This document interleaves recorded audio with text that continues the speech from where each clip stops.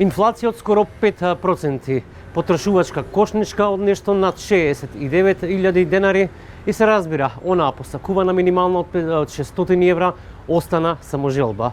Разговараме со поранешниот министер за финансии, господин Миловски, кога сето ова ќе го вклопиме во еден аспект, кога зборуваме за животниот стандард, постојат ли шанси да, кога зборуваме за минималната плата, да се подигне од моменталната која што е 26.000, ако ги имаме во предвид сите останати трошоци, оној најголемиот импакт инфлацијата? Па кога говоревме за минималната плата, јас имав неколку излагања во однос на какви се можностите за подигнување на минималната плата. Тука има неколку аспекти кои што треба да се земат во предвид. Едниот е аспектот на вработените кои што работат во државна администрација, а вториот аспект е аспектот на луѓето кои што работат во приватниот сектор. Во приватниот сектор треба да се прави дистинкција помеѓу оние големи фирми кои што имаат поголем број вработени и компаниите кои што се главно со 1 до 2 вработени, односно така наречените микрокомпании, кај кои што треба да се биде многу внимателен заради тоа што таму зголемувањето на минималната плата на некој начин влијае на севкупната ликвидност на компаниите. И од тој аспект за овие компании предложив една мерка која што подразбираше зголемување на прагот на ДДВ, со што би се зголемил износот на средства со кои што може да располагаат на овие микро и мали компании во рамките на еден поедноставен даночен режим, кој што на нив евентуално во тој случај би им обезбедил дополнителни можности, односно дополнителни средства за евентуално зголемување на платите и за инвестиции.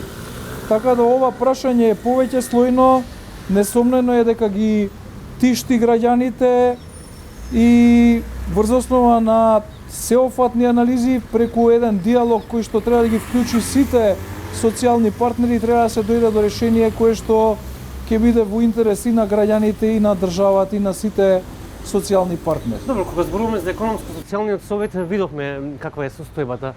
Некако владата како да се иззема од тој диалог, постојано го повторуваше ставот дека како ќе се договорат синдикалците и работодавачите. Меѓутоа го видовме ставот на работодавачите и тие имаат своји оправдувања, а синдикалците имаат своји, во интерес на граѓаните.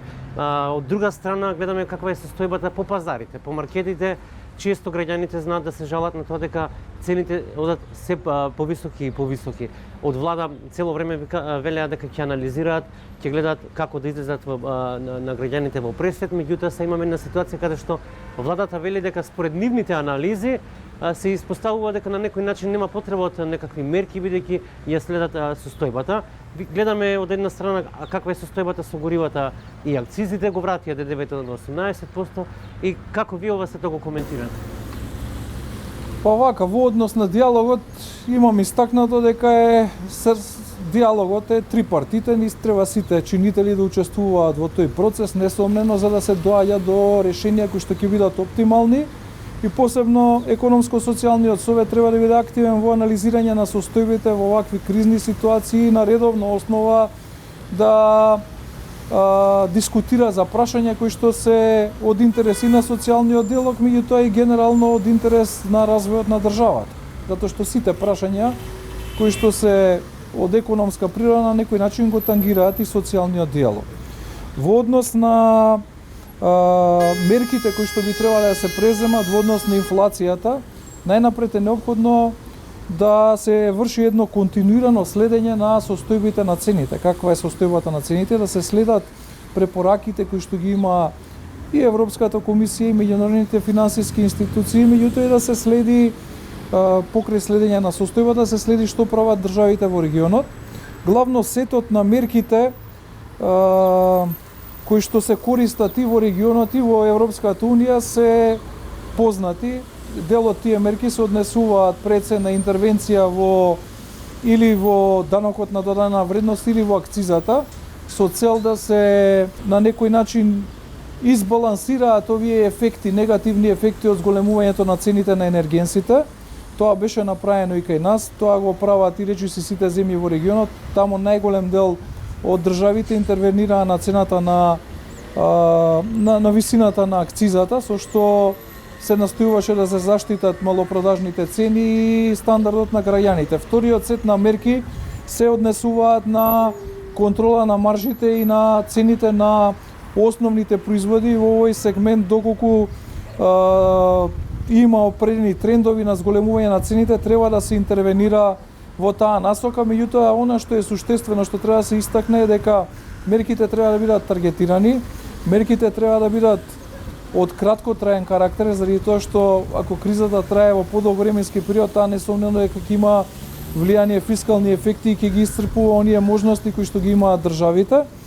И кај мерките е многу значајно да бидат таргетирани заради тоа што треба да се утврдат определени целни групи кои што се најзагрозени, заради тоа што иако се пресметува определена потрошувачка кошница, треба да се знае дека кај оние кои што имаат пониски примања, учеството на издатоците за енергенси и за храна се поголеми во однос на оние кои што имаат повисоки плати. Така да тоа е сет на мерки од краткотроен карактер и тие мерки ги превземаат најголем дел од и државите во соседството и државите кои што се земји членки на Европска унија согласно на нивните фискални можности.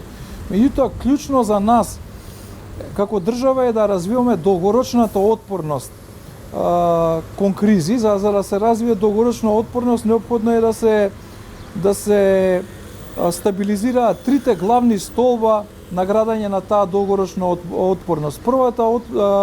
Првиот столб се однесува на некој начин на енергетска независност. За да можеме да интервенираме во поглед на цената на енергенсите, несомнено дека кај фосилните горива не можеме многу да влијаеме, можеме да ги користиме државните резерви, меѓутоа кај електричната енергија треба да го зголемиме домашното производство на електрична енергија, каде што државата ќе има јасен удел во она што се енергетски капацитети. Понатаму вториот столб е столбот во кој што ќе се обезбеди доволна количина на домашно производство на храна, за да можеме да бидеме поотпорни на овие надворешни шокови, заради тоа што и во делот на производство на храна не имаме сериозни дефицити. И третиот сегмент е водење на внимателна фискална политика, што ќе подразбира консолидацијата на јавниот долг и обезбедување на доволно простор, фискален простор со кој што во вакви кризи ќе имаме можност да интервенираме. Заради тоа што сега во моментов нашиот фискален простор е ограничен, заради тоа што висината на јавниот долг се движи некаде околу 60%. Значи тоа е она што е според оние фискални правила се смета за некаков горен лимит. Отприлика ова би бил сетот на мерките кои што треба да се преземе. Нормално владата треба внимателно да следи што се случува, какво е движењето на цените. Имаме определени механизми, имаме инспекцијските служби, имаме Комисија за заштита на конкуренција, тие треба внимателно да следат што се случува и да се превземаат соодветни мерки со цел да колку што можеме да ги заштитиме граѓаните од овие надворешни шокови. Се разбира дека доколку кризата трае, се пролонгира, трае во еден подолг временски период, во тој случај и инструментите кои што ќе стојат на располагање ќе бидат навистина прилично лимитирани. Велиме слободна пазарна економија, меѓутоа кога се во прашање на граѓаните, бидејќи тие се на некој начин оние кои што најмногу ја чувствуваат таа инфлација со оглед на примањата кои што ги имаат. Ги спомнам, тука е пазарниот инспекторат. Веројатно постојат механизми. Законот за нефер трговски практики веројатно би требало повторно да подлежи на некакви измени, особено во делот на казните кои што треба да се применат, особено кај оние кои што ги прекршуваат тие правила и тие закони. Прашањето ми е во насока на тоа, цело време зборуваме за таргетирани мерки, меѓутоа не ги гледаме, дали можеби се доцни или се уште се прават анализи. Конкретно, треба да направиме разлика кога е во прашање таргетирани мерки и евентуално намалување на цената на одреден производ. Па контроли на цените, доколку имаме покачување на цените на овие основни производи, во тој случај треба да се интервенира.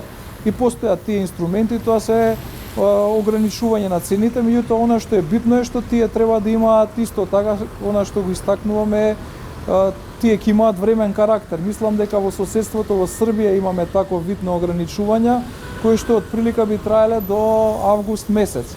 И контрола на цените на енергенсите преку намалувањето на акцизите, меѓутоа исто така и преку определени ограничувања во поглед на маржите и висината на цените со цел да се заштити стандардот. Кај нас треба да се види каков е трендот на овие основни цени на овие основни животни продукти, дали се зголемуваат.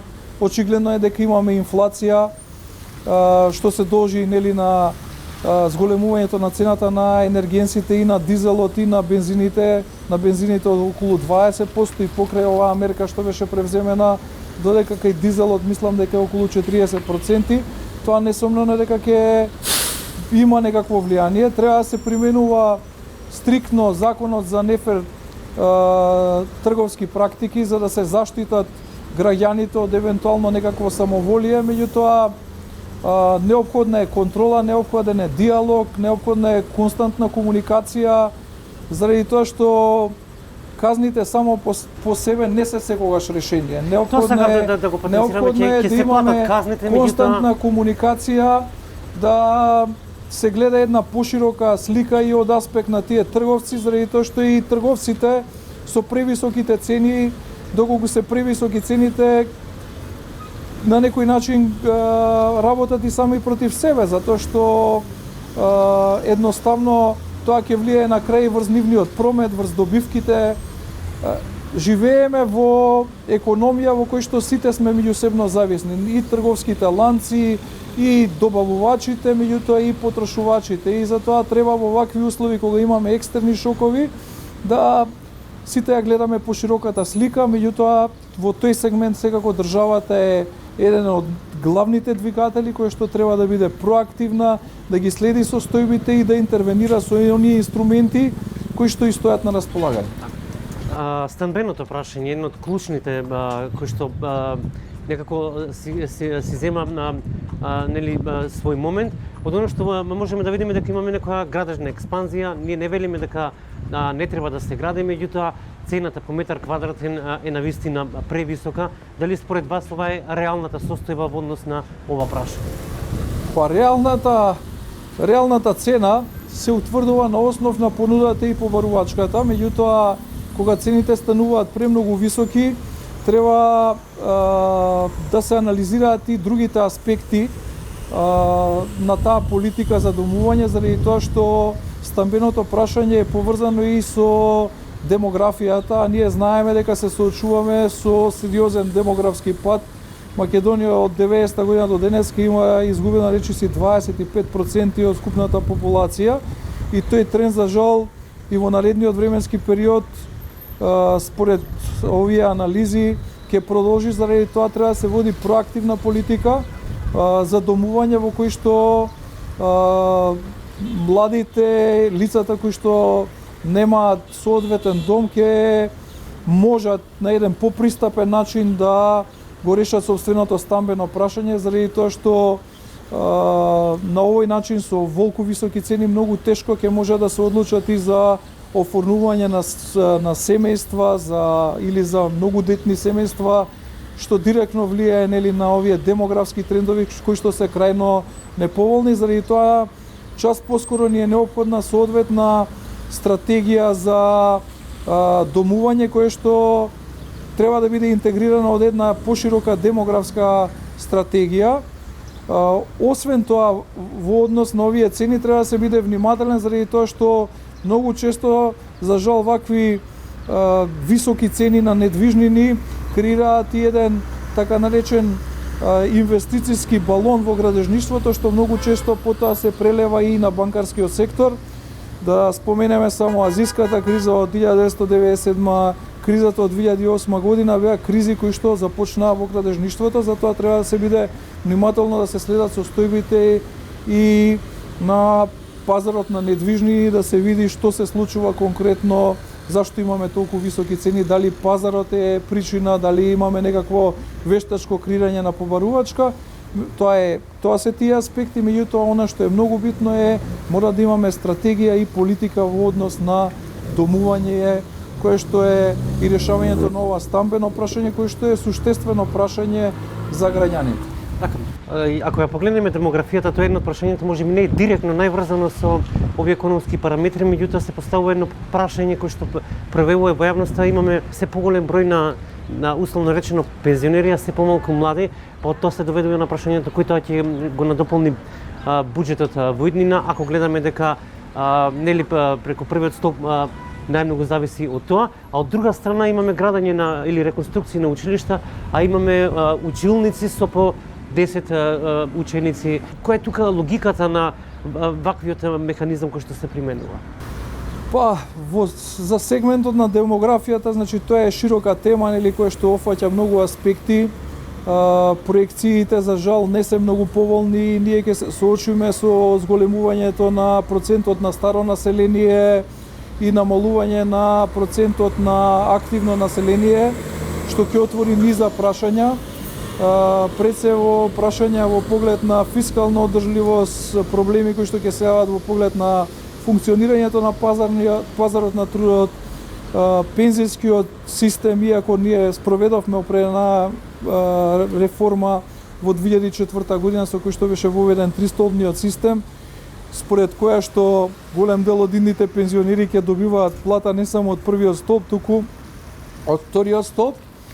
Меѓутоа, несомнено е дека во догледно време ќе треба и тамо да се превземат определени чекори, да се спроведуваат определени нови реформи кои што ќе ги следат практиките кои што на државите кои што спроведува исто така пензиски реформи слични на оние кај нас со тростолбен систем, па подоцна ги напуштаа пред се заради определени проблеми кои што се јавија со лицата кои што ги примаа пензиите, заради тоа што со исцрпувањето на средствата од вториот столб, дел од истите од корисниците на пензии се принудени да користат социјални пензии. Така да тоа е прашање кое што нели треба да се анализира од аспект на овие неповолни демографски движења. Во однос на тоа дали да се градат училишта или не, гледаме дека еден од сериозните проблеми со кои што се соочува генерално и Балканот, меѓутоа и голем дел од земјите членки во Европска унија е ниските стапки на наталитет, затварање на голем број на училишта плесце во руралните региони. Од друга страна имаме и внатрешни миграции во кои што дел од населението од руралните доаѓа во поголемите градски центри, и затоа на ова прашање не можам да дадам прецизен одговор, заради тоа што треба да се види колкав дел од тие училишта се во урбаните места, каде што реално се јавуваат потреба и од изградба на училишта и од изградба на градинки, а колкав дел се во рурални места каде што реално бројот на оние деца кои што се на школска возраст се намалува. Добро, имаме и урбани средини каде што бројот на вистина е, особено оние кои што ги таргетираат земјоделските училишта, кои што би требало да се клучни. Меѓутоа ќе оставиме да видиме какви ќе бидат параметрите во иднина. Она што меѓу другото често се зборува е ребалансот на буџетот, и при правење на некаков ребаланс многу често се оди во кратење на оние капитални инвестиции кои што и како се битни. Според вас, каде треба да се најде тоа заеднички нели именител кога се прави ребалансот, а да не се допираат капиталните инвестиции кои што навистина не се потребни? Па треба да се изанализира расходната страна, да се види кај имаме непродуктивни трошоци и да се крати на тие непродуктивни трошоци, да се види одреден вид на договорни услуги за кои што можеби не постои ургентна потреба тамо да имаме определени кратења, меѓутоа несомнено е дека е најлошо доколку се крати кај капиталните инвестиции, заради тоа што тие имаат ефект на мултипликатор, меѓутоа и тој ефект на мултипликатор неколку пати имам споменувано, ќе го имаме само доколку тие капитални инвестиции се реализираат во предвидените временски период. Во спротивно, прашање е колкав ќе биде ефектот на мултипликација. При ребалансот, нели, треба да се види што може да се скрати, колку може да се скрати, колкави се тие наследени обврски кои што треба да се, или да кажеме обврски кон добавувачи, кон договорни страни, и на основ на тоа да се направи еден соодветен ребаланс. Меѓутоа, доколку оваа криза продолжи, доколку имаме продолжен ефект на кризата на овој надворешен шок, се плашам дека и тие кратења нема да бидат доволни, туку дека сепак ќе треба да дојде до зголемување на буџетскиот дефицит, заради тоа што сите овие мерки кои што ги говоревме имаат определена фискална цена. Затоа е неопходно во добри времиња да државата води внимателна фискална политика, да гледа да го намалува јавниот долг за во случаи кога имаме екстерни шокови, да имаме простор, доволно фискален простор за да интервенираме во интерес на заштита на животниот стандард на граѓаните. Јавниот долг го напоменавте. Често слушаме дека се задолжуваме колку тоа е оправдано, ако гледаме каква е состојбата со јавниот долг. Знам дека е пошироко прашање. Тоа е пошироко прашање, дефинитивно Македонија ќе треба да се задолжува за да се раздолжува. Тоа е дефинитивно, заради тоа што висината на јавниот долг се движи некаде околу 60%. Државата ќе има потреба од задолжување, меѓутоа во таа фискална стратегија која што нели се ажурира на годишно ниво, треба да се оди кон некаква консолидација, кон фискална консолидација, кон намалувањето на буџетските дефицити. Тоа впрочем го наведува и ММФ во последниот извештај кој што се однесува на членот 4, во кој што смета дека до 2035 година Македонија би требало да има јавен долг кој што би изнесувал 45% од БДП. Така да во таа насока се предлагаат и определени мерки, можеби треба да се следат тие насоки кои што и сугестии кои што ни ги дава Меѓународниот монетарен фонд. Доколку постои нешто што не сум ве прашала, сакате да го споделите, што би било тоа? Па мислам дека обработивме доста теми, ви благодарам за прашањата, се надевам дека успеавме да дадеме одговор во интерес на она што ја интересира јавност. Ви благодарам на одвоеното време. Ви благодарам и на вас за поканата.